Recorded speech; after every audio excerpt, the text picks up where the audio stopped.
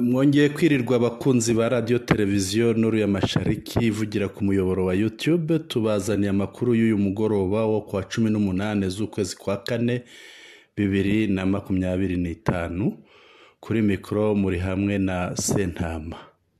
Amakuru yacu rero tubazaniye muri uyu mugoroba aribanda ku makuru ajyanye n'uburasirazuba bwa Kongo, habera imirwano ndetse n'ibindi biyashamikiyeho. Reka tudatinze tubabwire ingingo z'ingenzi zigize aya makuru. Ingingo ya mbere turarebera hamwe umutekano uko wifashe mu burasirazuba bwa Repubulika Iharanira Demokarasi ya Kongo. Turaza kugera ku ngingo ya kabiri aho bivugwa ko uwahoze ari perezida wa Repubulika Iharanira Demokarasi ya Kongo Joseph Kabila Kabange yageze i Goma kuri uyu wa gatanu tariki 18 z'ukwezi kwa 4 2025. Ibi bikaba bije bikurikira ko ubwe yari yabitangaje ko ashaka gutaha mu gihugu cye cya Kongo. Ingingo iheruka rero tuza gusorezaho dufite ingingo 3 gusa. Turaza kurebera hamwe uko SADC yashyizeho itsinda ryo kwihutisha imyiteguro yo gutaha kwa SAMIDRC. Ni zangabo za SADC zaje gufatanya na FRDC kurwanya ARCM 23 hariya mu burasirazuba bwa Repubulika Iharanira Demokarasi ya Kongo. Reka tudatinze rero twinjire kuri ingingo ya mbere, ingingo y'umutekano wo mu burasirazuba bwa Repubulika Iharanira Demokarasi ya Kongo.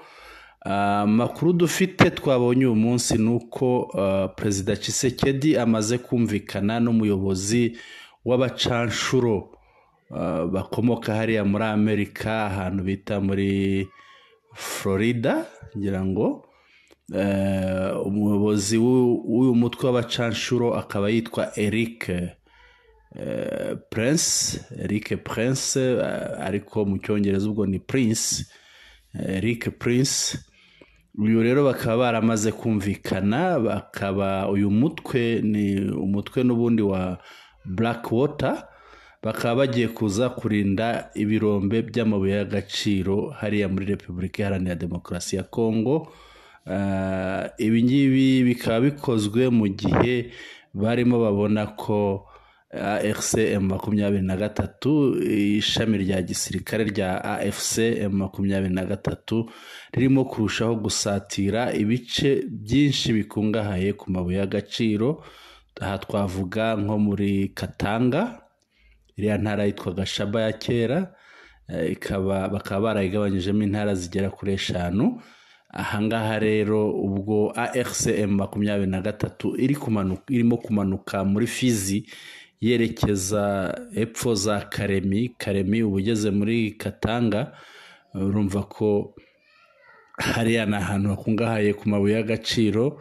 Urumva ko rero bimutera impungenge, akumva akwiriye gushyiraho ubuyobozi, uburinzi bukomeye buhagarara kuri ariya mabuye y'agaciro.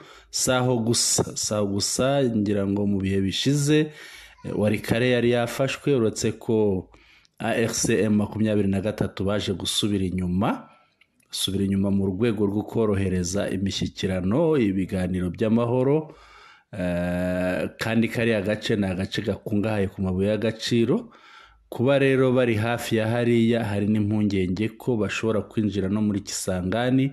Kisangani nayo ni igice gikungahaye ku mabuye y'agaciro.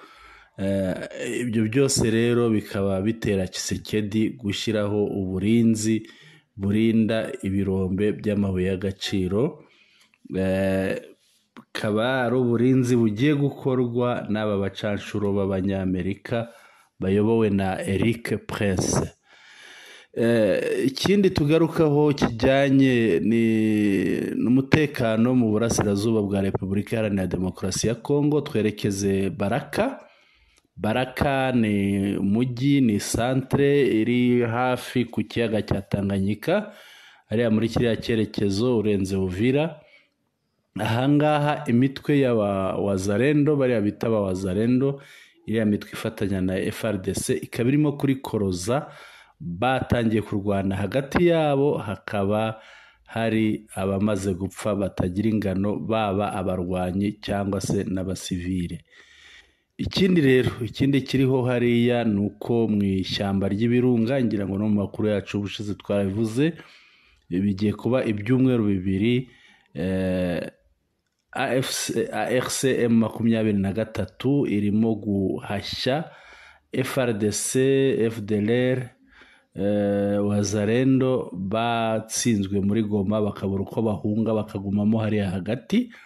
Bakaba baheruka kugaba igitero ku itariki 11 z'ukwa 4 2025, bagaba igitero mu mujyi wa Goma, ariko guhera ubwo AFCM 23 yarabakurikiye irabahashya, binjira mu ishyamba ry'ibirunga, ariko abateye sibo bari muri rya shyamba bonyine, harimo ingabo nyinshi, harimo FRDC benshi, harimo FDLR benshi, harimo Wazalendo benshi batagira ingano. Ubwo rero AFCM 23 ikaba yarabakurikiyemo hariya mu ishyamba ry'ibirunga. Tuvuga ko ari ibirunga kuko hariya hari ibirunga bibiri, hari ikirunga cyegera Goma, icyo umuntu abona ari Goma cyitwa Nyiragongo, inyuma yacyo hirya ugana hitwa Tongo muri Rucuru hari Nyamuragira. Aha hose rero bakaba barimo kuhakora operasiyo zo guhashya aba batsinzwe banze kumanika amaboko ngo bishyikirize AFCM 23. Izo operasiyo zikaba zikomeye. Hari imirwano ikaze muri teritwari ya Masisi, hariya hitwa muri Ruki, mu nkengero za Gatoyi. Ibi ni ibice biri hirya ya Kibabi tuzi ko iri hirya ya Rubaya.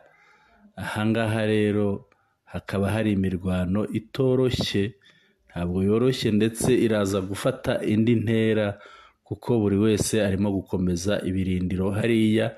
Bikaba bigaragara ko hagiye kuba isibaniro. Ejo bundi ryari mu minsi mike dushobora kuvuga tuti Ruki Tombe, Gatoyi Tombe n'ahandi hahakikije. Ngibyo ibijyanye n'umutekano wo mu burasirazuba bwa Repubulika Iharanira Demokarasi ya Kongo. Reka tujye ku ngingo ivuga ko uwahoze ari perezida wa Repubulika Iharanira Demokarasi ya Kongo Joseph Kabila Kabange yamaze kugera i Goma. Amakuru ngira ngo ni impamo, ni ukuri yamaze kuhagera. Ni umugabo ukora bucece, ariko ikiriho yamaze kuhagera rero. Akaba yahageze ari hariya mu burasirazuba bwa Kongo nk'uko aheruka kubitangaza ko akaza mu gihugu cye cy'amavuko. Joseph Kabila rero wahoze ayobora Repubulika Iharanira Demokarasi ya Kongo yageze mu mujyi wa Goma nyuma y'iminsi mike atangaje ko agiye gutaha anyuze mu burasirazuba bw'icyo gihugu. Amakuru avuga ko Kabila wari umaze iminsi aba muri Afurika y'Epfo yageze i Goma ku gicamunsi cyo kuri uyu wa gatanu. Ni amakuru bamwe mu bantu bo muri AFCM 23 bahaye itangazamakuru. Bavuga ko yageze mu mujyi wa Goma anyuze mu Rwanda. Kuva yava ku butegetsi igihe kinini yakimaze muri Afurika y'Epfo, aho yari mu masomo, ndetse yanabaye muri Zimbabwe. Aha naho yarahabaye, aza kuhavanwa nuko ngo yabonaga amerewe nabi, Tshisekedi amuhiga yohereza abajya kumuhitana, akaza kuhava agahunga akagenda. Ku itariki 8 z'uku kwezi kwa 4 nibwo byatangiye kuvugwa ko azasubira mu gihugu cye. Amakuru yavugaga ko hari hashize iminsi hari imyiteguro yo kumwakira, ndetse ko n'inzu azaturamo mu mujyi wa Goma yatunganyijwe. Yaraherutse gushyira hanze inyandiko ivuga ko agiye gutaha mu minsi iri imbere, kuko igihugu cyifashe nabi mu rwego rw'umutekano no mu zindi nzego zose z'ubuzima bw'igihugu kugira ngo afashe gushaka ibisubizo. Joseph Kabila ni umwe mu bantu bafite ijambo rikomeye muri politiki ya Repubulika Iharanira Demokarasi ya Kongo ndetse afite n'abamushyigikiye benshi. Olivier Kamitatu wahoze ari ministre akaba ubu ari umuvugizi wa Moise Katumbi yaraherutse kwandika ku rukuta rwe rwa X agira ati guhitamo kwa Joseph Kabila kujya iburasirazuba hagenzurwa n'inyeshyamba, haraba mu nyeshyamba ariko ngira ngo n'abarwanyi ba ARCM 23 arimo avuga, si ikimenyetso gusa ni ukwibutsa ahazaza hacu dusangiye twese. Joseph Kabila rero muri Repubulika Iharanira Demokarasi ya Kongo yinjiye mu mujyi wa Goma. Ibi tukaba dushobora kubitindaho tukagira icyo tubivugaho. Ni kenshi twagiye twumva Tshisekedi avuga ati AFCM 23 ni Kabila, niyo Kabila. Kabila niwe ntaho batandukaniye, ati sinjya mushira amakenga, ubona amufitiye ubwoba. Ibi rero ngira ngo biraza gukomera ubwo ageze hariya, biraza gukomerera Tshisekedi, biranamutera n'impungenge ndetse n'ubwoba ku buryo atabura kwikanga, birarushaho kumutera ubwoba no kumutera impungenge kuko aramuzi, azi ko bagiye ku munzani ari umugabo umurusha imbaraga no kumenyekana hariya, kuko ni umugabo wayoboye igisirikare hariya, ni umugabo wabayoboye igihugu, abasirikare benshi bo mu rwego rwo hejuru rwa generale n'abandi bakaba ari abantu be, ndetse n'abandi benshi bari mu mitwe itandukanye ikorera hariya, kuko barahari cyane kandi bashobora kuza nawe bamukurikiye. Tukivuga rero kuri ibi ngibi ko hashobora kuza benshi bamukurikiye, hari andi makuru avuga ko Joseph Kabila Kabange ataje wenyine hari Goma, ahubwo ashobora kuba ari hamwe n'umujenerali ukomeye tuzi twese wayoboye polisi ya Kongo, umujenerali witwa John Numbi, umugabo twagiye twumva kenshi avuga ko agomba kurwanya ubutegetsi bwa Tshisekedi. Aba rero niba bari Goma, ibi icyo bivuze ikigaragara, haraza kuza benshi kuko ngira ngo abantu bazi Kabila, abantu bazi John Numbi bakoranye nabo benshi bashobora kuza nabo tukababona baza muri iki gice cyo hino, noneho hakabaho ihangana hagati ya Tshisekedi, igice cya Kongo ayoboye, n'igice cya AFC M23 cya Corneille Nangaa. Ibi rero ntabwo bizoroha, ngira ngo politiki ya Kongo igiye gushyuha cyane, tubitega amaso. Ahaje Joseph Kabila Kabange, hakaba haje General John Numbi, ngira ngo muri ubu burasirazuba hajemo imbaraga zikomeye ndetse n'izindi zirakomeza zize, ku buryo Kinshasa igiye guhungabana uburyo butoroshye. Reka dukomeze turebe ku makuru avuga ko SADC yashyizeho itsinda ryo kwihutisha imyiteguro yo gutaha kwa SAMIDRC, ni za ngabo zoherejwe na SADC zo mu bihugu bya SADC, ibihugu bitatu, Afurika y'Epfo, Tanzania ndetse na Malawi, aho baje gufasha FARDC guhangana n'umutwe wa AFC M23 mu rugamba barimo. Tukivuga ibi rero, reka tubihuze no kuza kwa Kabila ndetse n'igitero cyabaye ku itariki 11 z'ukwa 4 2025 hariya mu mujyi wa Goma mu ijoro. Kiriya gitero buriya ngo cyari icyo gukanga, bakange Kabila kuko bari bamaze kumenya ko ngo agomba kuza agataha kandi agashyikira hari Goma. Noneho baravuga bati reka tukange turase nitumara kuharasa Kabila yikange yo kuzaza. Ibi ngibi rero byabaye imfabusa kuko Kabila yamaze kugera hariya. Ibi ngibi barabikoze ariko byabaye imfabusa, baratsinzwe, ibyo gutsindwa bivuyeho, ndetse no kuza kwa Kabila bashakaga kuburizamo ntabwo babishoboye, birabananiye.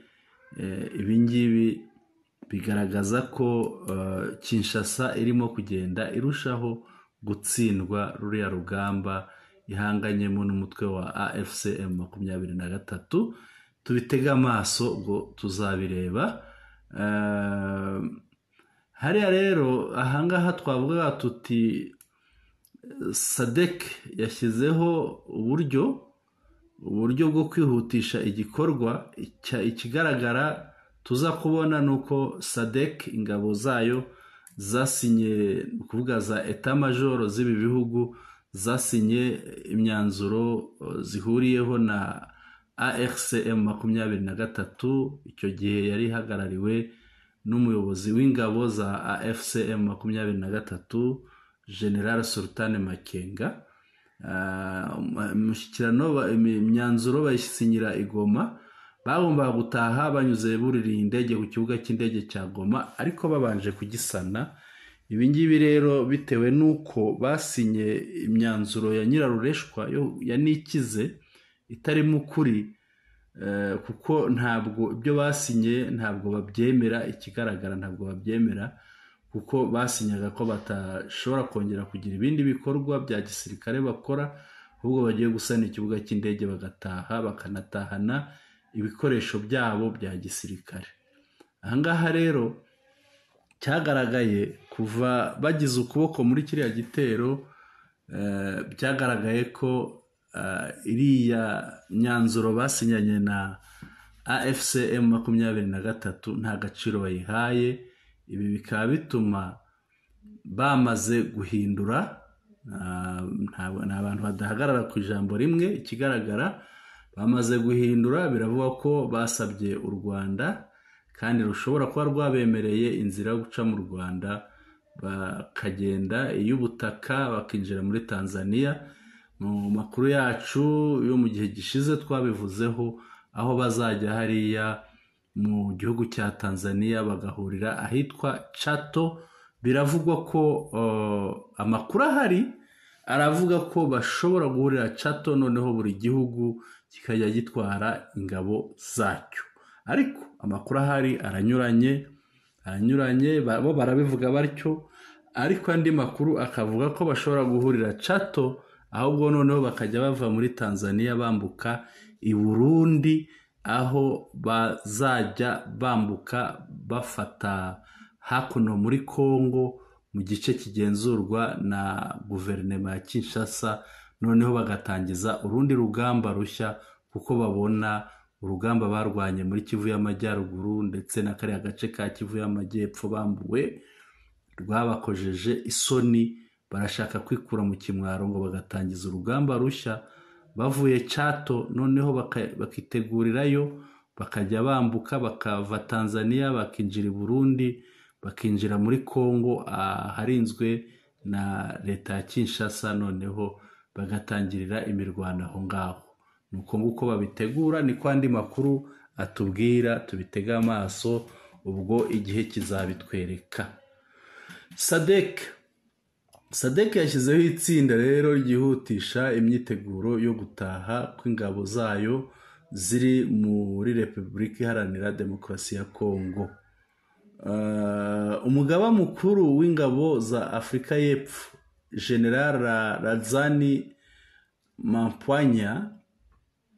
Mamfwanya yatangaje ko umuryango wa Afurika y'Epfo SADC washyizeho itsinda rishinzwe kwihutisha imyiteguro yo gutaha kw'ingabo zawo ziri mu burasirazuba bwa Repubulika Iharanira Demokarasi ya Kongo.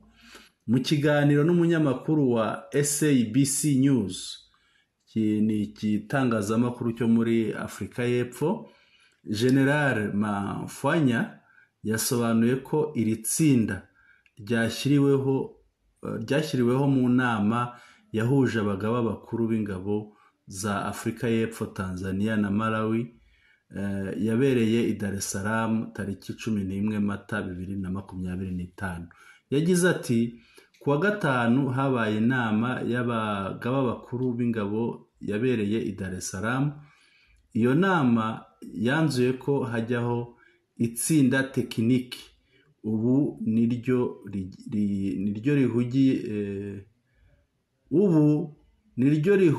rihugiye muri Tanzania ubu riri muri Tanzania ririmo kunoza uburyo ingabo za SADC ziriya zari muri DRC zizataha. General Mamfwanya yasobanuye ko atavuga igihe iyi myiteguro izarangirira, ariko ko iri tsinda rigomba kwihutisha iyi myiteguro kugira ngo aba basirikare batahe vuba. Ati ntabwo nakubwira itariki izarangirira, ariko twavuze ko bagomba kubyihutisha kugira ngo abasirikare bacu bagaruke vuba mu bishoboka. Minisitiri w'ububanyi n'amahanga w'u Rwanda Olivier Nduhungirehe yabwiye igihe ko avugana n'igihe, yakibwiye ko igihe cy'ikinyamakuru ko u Rwanda rwabonye ubusabe bw'icyo gihugu bw'izo ngabo zazanyura mu Rwanda zigataha. Nuvuga ko rero u Rwanda rwabemereye nk'uko tubikesha Minisitiri Olivier Nduhungirehe. Ibi rero bikaba bigaragaza ko zizaca mu Rwanda, tuzazibona zinyura mu Rwanda, ubwo zizanyura inzira y'umuhanda. Umuhanda zizanyura urumvikana ni kwinjirira Rubavu ku mupaka, noneho zikambukira ku Rusumo ni mu karere ka Kirehe, aho igihugu gihana imbibi na Tanzania. Ibi rero bikaba byitezwe kuba vuba kuko ririya tsinda bashyizeho rizihutisha iriya gahunda. Rero Minisitiri Mamfwanya, General Mamfwanya yatangaje ko muri Tanzania iryo tsinda rihari ririmo gutegura imyiteguro yo kugira ngo ingabo za DRC zigende ziciye mu Rwanda zambukira hariya muri Tanzania. Barimo kubinoza ko ni ibintu bisaba imyiteguro, gutegura aho zizashyikira, gutwara ibikoresho. Ngira ngo ni akazi katoroshye mu by'ukuri gucyura ingabo zingana kuriya, noneho bazivana mu gihugu bazambutse ikindi gihugu zikazagenda kurinda zigeze iwabo, niba zizajyaho koko, niba atari biriya byo kuvuga ko zishobora gukimirana zikanyura hariya muri Kivu y'Amajyepfo akaba ariho zijya kurwanira, cyangwa za Karemi. Tugana ku musozo w'amakuru yacu rero, mu yandi makuru, Minisitiri w'Intebe wa Repubulika Iharanira Demokarasi ya Kongo Madame Suminwa Judith yatangaje ko leta ya Repubulika Iharanira Demokarasi ya Kongo ishaka kugenzura ubwiyongere bw'abaturage no gukura iki gihugu mu bukene, ariko nta mibare ifite ishingiro, nta mibare bafite bashingiraho, bitewe n'uko nta barura riheruka. Tuvuga ku by'ibarura rero, kugira ngo bamaze imyaka irenga 40 badakora ibarura. Ahangaha washingira ku cyizere cyo kubaho, kimwe bita mu ndimi z'amahanga life expectancy cyangwa se espérance de vie, icyizere cyo kubaho. Ugasanga ahubwo hari benshi bapfuye bashaje batabaruwe. Ibi rero ngo ibarura rikaba riri vuba ahangaha, ubwo ni ukuryitega niba rizaba, ariko umuntu akibaza uburyo rizaba. Se iryo barura bazarikora bate igihugu Kinshasa itagifite cyose? Nacyo ni ikindi kibazo. Bakunzi bacu rero, mu yandi makuru icyo twababwira, hari generale wari wafashwe, generale wayoboraga Wazalendo, ni Lieutenant General bamwita Padiri, uyu yari yafashwe ahorwa ko Wazalendo bapfuye ari benshi muri bya bitero bagabye i Goma ndetse n'ibyo bagabye i Kavumu hariya muri Kivu y'Amajyepfo, ko na Nyangezi ko hapfuye Wazalendo benshi, kugira ngo hapfuye Wazalendo barenga 50 mu minsi itageze no ku cyumweru, itageze no muri 3. Ibi rero akaba bamufashe, ariko icyagaragaye abakunzi bacu baze kudusaba video turayibaha, turamubereka arimo asenga ashimira Imana ko yarekuwe. Uyu nguyu Lieutenant General Padiri akaba yarekuwe, yahoze apfukamye yambaye imyenda ya gisirikare arimo asenga ashimira Imana. Ngira ngo twashiramo video ye abantu bakamwumva arimo asenga mu rurimi rw'igiswahili, tumwumve. General Padiri arimo asenga ashimira Imana ko yarekuwe, abwira Imana ko ariyo ikomeye, we ntacyo ari cyo, icyo yashobora gukora ni ukuyiha umutima we gusa, ibindi ntacyo byaba bivuze. Reka turebe video ye noneho tumushyireho mwumve ukuntu arimo avuga, arimo ashima Imana kuba yamurokoye biriya byo gufungwa, akaba yarusimbutse akaba adafunzwe, ko avuga ko ari amahirwe kuri we. Uwo ni Lieutenant General Padiri, akaba yarayoboye Abazalendo. Reka tuze tumwumve muri video ye twumva uko asenga. Bwana wa mabwana, mfalme wa wafalme, mtukufu wa watukufu, mwami w'abami, wera kurusha abera bose, muweza yote unayekaa juu mbinguni, ushobora byose wicaye mu ijuru, ulimwengu wa giza na wa mwanga ni chini ya mamlaka yako, aba isi y'umwijima n'isi y'abazima byose biri munsi y'ubutegetsi bwawe. Mana yera, genda ubusa kugira ngo mbe ikintu cy'ingirakamaro ni ku bwawe Mana. Mfukamye ahangaha imbere y'abaja bawe,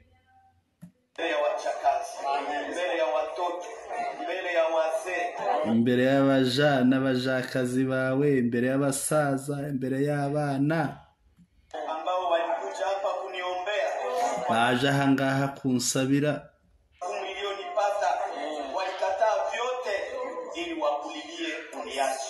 Mana, ibibazo nahuye nabyo byose barabyanze, bakaba barakuririye kugira ngo birangire Mana.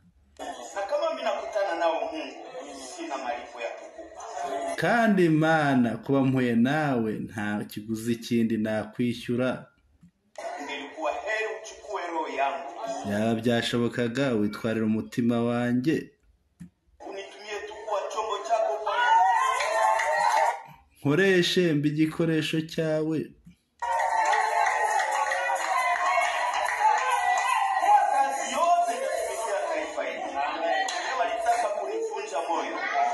Mana, bashatse kumena umutima, urankiza Mana. Nzakorera Kongo, ndayikunda, nzayikorera. Nzakorera impinduka. Urakoze Mana. Mana, nta na rimwe wivuguruza.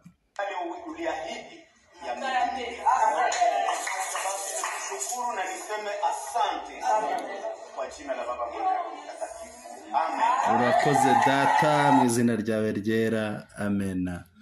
uwo nguwo ni General Padiri rero amaze kurekurwa yapfukamye rwose yambaye imyenda ya gisirikare akubita ibipfukamiro hasi. Ubundi ashimira Imana ko yari yihebye ko azi ko atazagaruka batazamurekura. Turabashimiye rero bakunzi bacu, bakunzi ba radio televiziyo Nuru ya Mashariki, tubashimiye kuba mudukurikira, turabashimiye byimazeyo. Reka tubifurize umugoroba mwiza wo kuri wa 18 ukwezi kwa 4 2025. Mwakoze cyane kudukurikira, ariko kandi abatarakanda subscribe rwose abashya ikandwa rimwe gusa, mukande subscribe, mukande like. Abakurikira amakuru yacu rwose turabasaba mukande like, ako kandi tushimira cyane n'ababyubahiriza. Mukande share no gusangiza amakuru yacu. Umvise yakuryoheye ukavuga uti hari mugenzi wanjye nshaka ko nawe yumva, ukaba wakanda share noneho ukayamwoherereza nawe akayakurikira akayumva. Ikirenze icyo, uko mudukurikiye rwose turabasaba mutwandikire muri comments, tubwire uko mwumva amakuru yacu, muduhe ibitekerezo, inyunganizi ndetse n'ibyifuzo byanyu. Turabakunda, tubifurije umugoroba mwiza. Yari Sentama kuri mikoro, murara haryana.